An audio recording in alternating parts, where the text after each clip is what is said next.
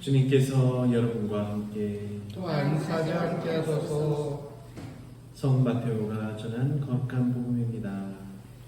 주의 영광을 돌립니다. 내가 율법이나 예언서의 말씀을 없애로운 줄로 생각하지 마라. 없애로운 것이 아니라 오히려 완성하러 왔다. 분명히 말해두는데 천지가 없어지는 일이 있더라도 율법은 1.1획도 없어지지 않고 다 이루어질 것이다.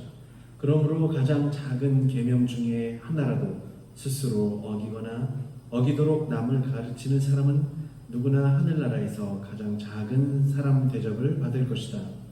그러나 스스로 계명을 지키고 남에게도 지키도록 가르치는 사람은 누구나 하늘나라에서 큰 사람 대접을 받을 것이다. 주님의 복음입니다. 찬양합니다.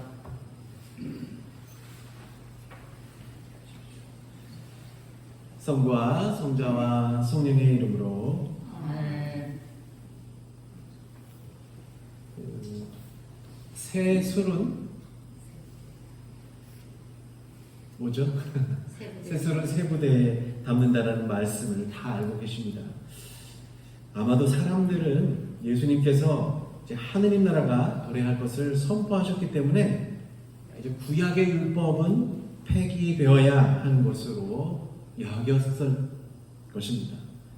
실제로 마르키온이라는 사람이 나타나서 구약의 하느님은 질투와 복수의 하느님이고 신약에서 예수 그리스도를 통해 계시된 하느님은 사랑과 자비의 하느님이기 때문에 구약 성서를 부정하려는, 구약 성서는 우리가 볼 필요가 없다, 뭐 이렇게 주장하던 사람도 있었어요.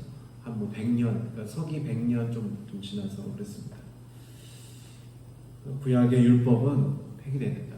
하느님 모습도 구약에 보니까는 늘 전쟁이 일어나고 질투하시는 하느님이고, 보니까는 다 복수하시고 너희 벌 받으리라 맨날 그런 얘기만 하니까 당연히 그럴 것도 같습니다. 예수님 만나니까 얼마나, 그러니까 막 하느님을 보면 맞아, 하느님이야말로, 예수님이 전하시는 그 하느님이야말로 정말 사랑과 자비가 넘치고 늘 용서해 주시고 이런 걸로만 보게 되는 거죠. 근데 그러다가 구약을 보면 정말 내가 너희를 지켜주기 위해서 저 녀석들 저들을 없애버리리라, 저들을 쳐버리리라, 그리고 나는 질투하는 하느님이다, 나를 믿지 않고 한눈 팔면 어떻게 된다고요? 그냥 없애버린다, 이렇게 막 윽박 지르고 막 이런 경우들도 있어요. 그러니까는 예수님 만나고 난 사람들이 하느님은 그런 하느님이 아닌 것 같다. 근데 구약을 그래서 부정하려는 경향도 많이 보였습니다.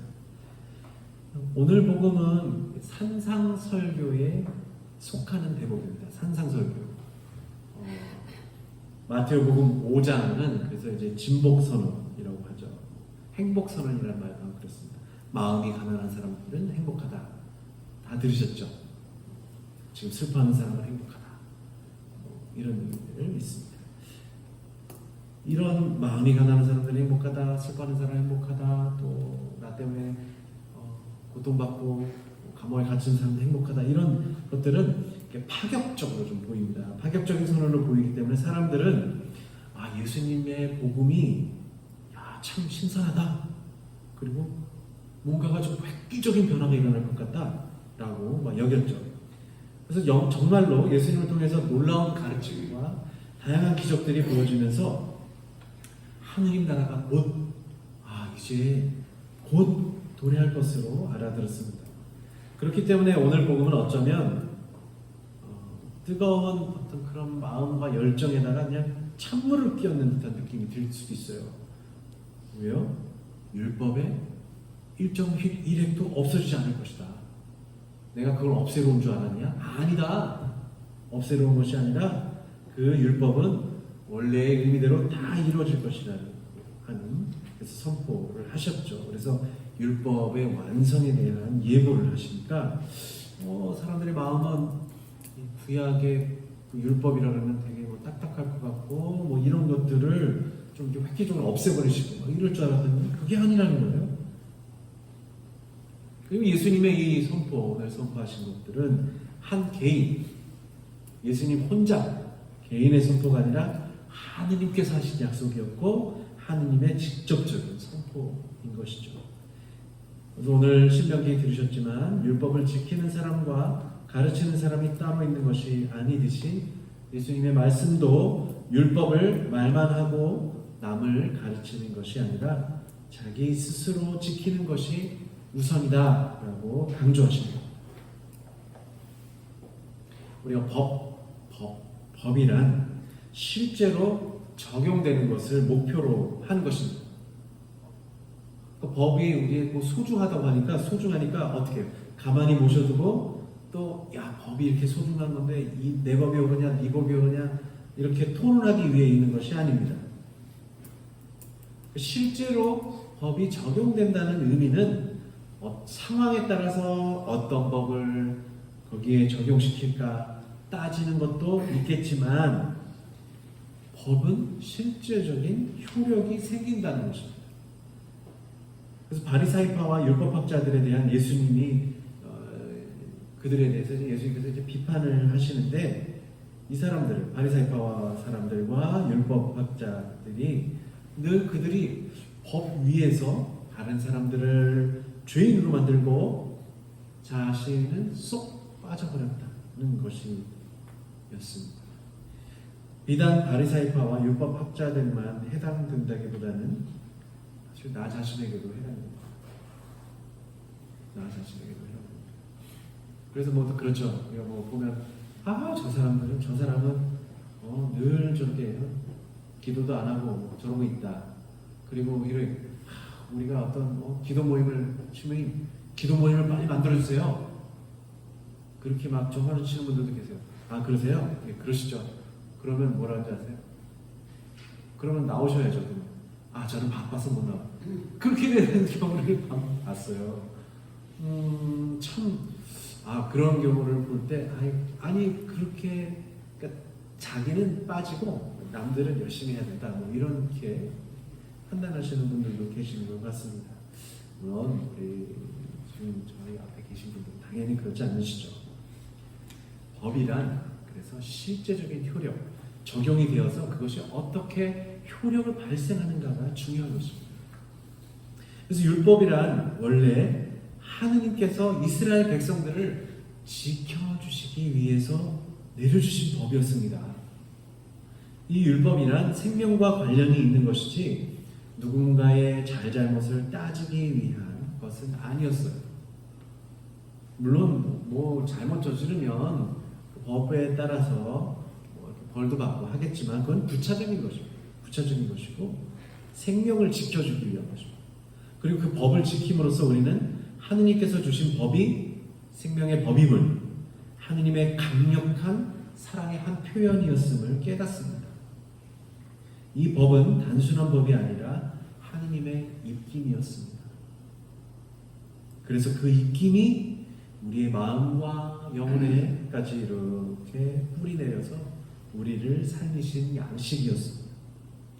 이 법의 원래 정신을 망각하고 이 법이 어떤 때 적용되고 누가 법을 어겼으니 잘못했다고 따지는 데에만 열중하다 보니까 정작 하느님께서 내려주셨던 법의 의미가 사라져 갑니다. 당대의 바리사이파와 율법학자들, 원로와 대사제들이 율법을 자신들의 소유인 양 장악해가지고 다른 일들을 옥죄는 데 사용하는 바람에 예수님은 법의 가장 기본적인 정신이었던 하느님과 이웃을 내 몸같이 사랑하는 일을 이야기했지만 이 사람들이 그걸 갖다가 허투루 들어버린 것이죠.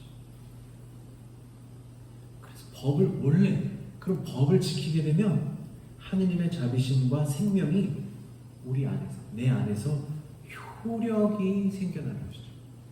그 법이 내 안에서 살아서 나를 살아가게끔 하고 하느님의 원래 정신이었던 이웃을 사랑하고 하느님을 진정으로 사랑하는 마음이 발현되는 되어야 되는 것입니다. 그래서 자신이 법을 지키려고 노력하고 남들에게도 그렇게 일러주며 다른 이들의 잘못을 보더라도 먼저 자기 자신을 돌아보고 하느님께서 어떤 마음으로 그 사람을 돌보고 계실까, 나를 어떻게 보살펴 주실까를 짐작하고 그래서 묵상하고 성찰하는 것이 율법이 효력을 발생하는 것이라 하겠습니다. 그래서 예수님은 단순히 율법의 이론, 율법이 이렇게 해서 형성이 되었다, 뭐 그런 게 아니라, 그런 것은 완성이 아니라 제대로 효력을 발생시키도록 이끌어주고 계십니다. 그것이야말로 율법의 완성이라 하겠습니다. 이 효력은 하느님의 법을 우리가 지키는 것이고, 그래서 그 결과로 사랑과 자비의 법이 우리를 통해서 펼쳐지는 것입니다. 우리를 통해서 효과가 나타나는, 그게 바로 율법을 제대로 지켰다, 율법이 완성되었다 라고 예수님께서 말씀해 주시는 것입니다. 사람들이 만든 법은 다 변합니다. 그러나 하느님의 법은 변하지 않습니다. 예수님은 이 법을 다른 이들로부터 구해내셨으며 하느님의 법이 효력을 나타내도록 하셨고 생명의 법임을 다시금 알려주셨습니다. 변하지 않는 법인 하느님의 율법을 어떤 강박과 엄격함으로 보지 않고 영혼을 살리고 세상의 악을 물리치는 법으로 알려주신 예수님을 뒤따라가야겠습니다. 성과 성자와 성령의